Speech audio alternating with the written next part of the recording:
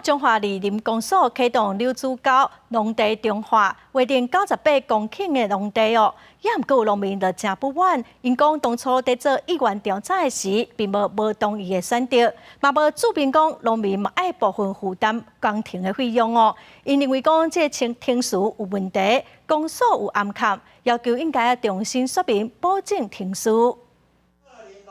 Q 报调发考核，中华二林的农民受起镇公所推动98公顷的柳仔沟农地定划。因讲这项计划讲较好听，是会当增加农业的价值，但是真侪人是因为人情的压力才签同意书，事后才知影，拿准同意，就要损失20%的土地，还阁爱纳工程款，互人听甲硬气。诈骗或是设计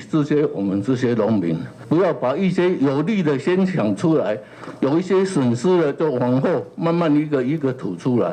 农民搁较提出相片，讲这个所在早就有完整的农路甲水准的规划，是安怎搁爱定位土地正义是伫倒位？但是中华县政府表示，这是当地农民有需求才推动的计划，已经有70%的人同意，依法会当推动。扣掉20%拿来做路，可是它本身这个地方就已经有路、有水沟，该有的都有。所有的程序都合乎法规的规定，土地法也有规定，共有土地的处分就超过1/3就可以处分。